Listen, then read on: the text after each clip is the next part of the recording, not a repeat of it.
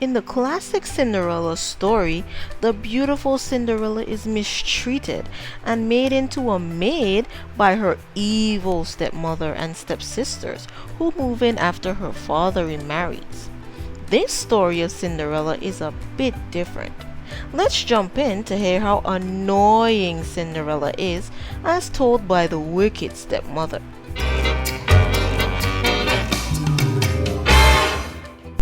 You must have heard of me. The wicked stepmother?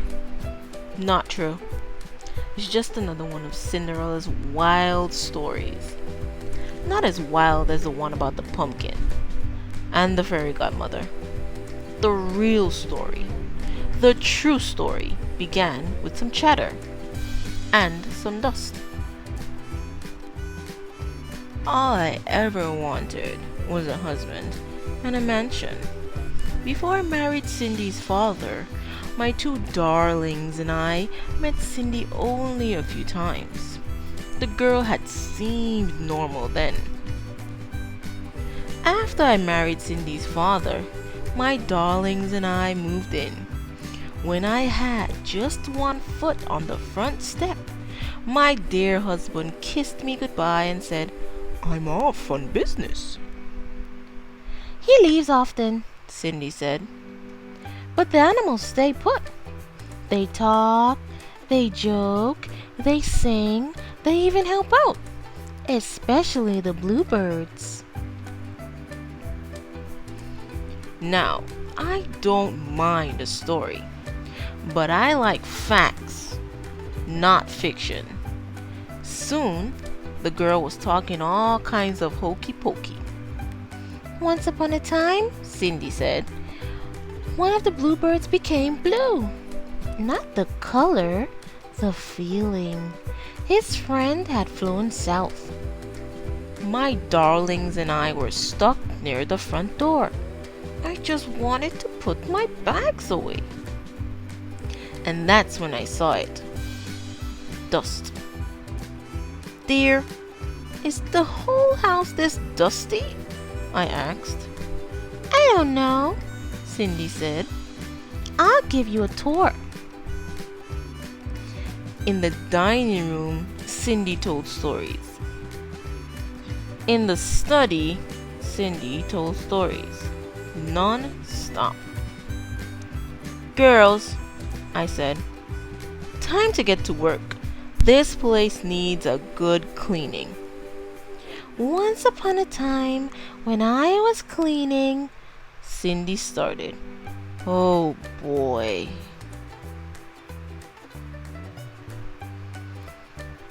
Cindy mopped the floor, but she finished so fast. My darlings had barely started. "Did you know robins and sparrows are my friends?" she said. "But the sparrows don't like the robins. Silly creatures. Once upon a time, one of the robins—" "Cindy, dear," I said, "why don't you go and wash the clothes now? But Cindy washed them so fast. How on earth did she do it? I had to find another chore for her just to keep her busy. "If there's one thing squirrels love, it's washing clothes," Cindy said. "The rats, though, would rather iron, you know. One day Squirrels and rats doing laundry? Quit telling such foolish stories," I said. Time passed, but nothing changed. In the garden, Cindy told stories. In the kitchen, Cindy told stories. At dinner, I couldn't hear myself think. "Dear, please," I said. "Stop talking!" But Cindy didn't stop. One day, a letter arrived. It was an invitation to the king's ball. The prince would surely fall in love with one of my darlings. Then they would marry, live in a beautiful castle, and one day be king and queen of all the land.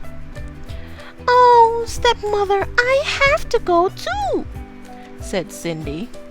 Once upon a time, a girl and the prince. And then, just like that, Cindy lost her voice. Imagine, it had to be from all that storytelling. Well, what could I do? I told Cindy she had to stay home for her health. She cried, of course, but a ball was no place for a sick girl. She needed rest. Sometimes it's so hard being a stepmother. At the ball, my darlings twirled. They whirled. But then some strange girl waltzed in. Her gown was magnificent. I couldn't take my eyes off it. I wondered how much it cost and if my seamstress could copy it for me. The prince and the girl danced and pranced. My poor darlings were left princeless. A few days later, the prince made an announcement. A glass slipper had been left at the castle. The prince would marry the girl whose foot it fit. Our big chance. After visiting every other mansion in the neighborhood, the prince's valet arrived at our door. Me, said one of my darlings. no, Me, said the other. One at a time, said the valet. Each girl tried, but the shoe didn't fit.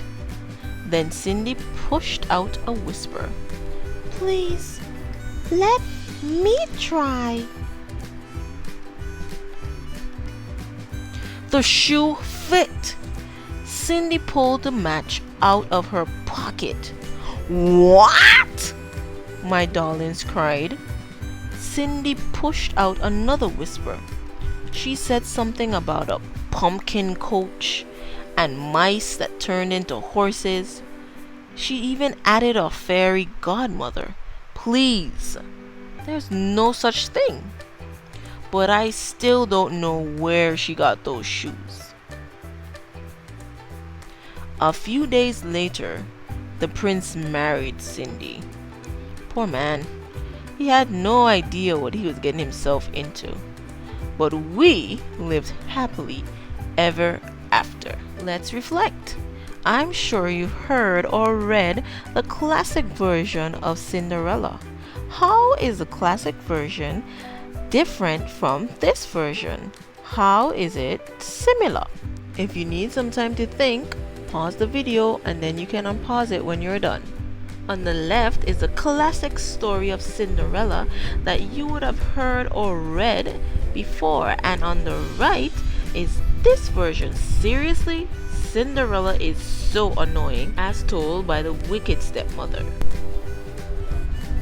In the classic version, it's told by an invisible person or third person. Cinderella was made into a housekeeper or a maid. She had to do all the chores, and her stepmother and stepsisters were very mean to her. In this version, it's told by the stepmother herself. Cinderella was a fast worker. She finished all her chores really quickly. She also told lots of stories. In both stories, there's a fairy godmother. Cinderella goes to the ball and she ends up marrying the prince. If you could be one of the main characters in this version of the Cinderella story, which one would you want to be and why? I would want to be Cinderella because I would get to marry the prince. What do you think? Let me know in the comments below, and I'll see you guys soon. Bye.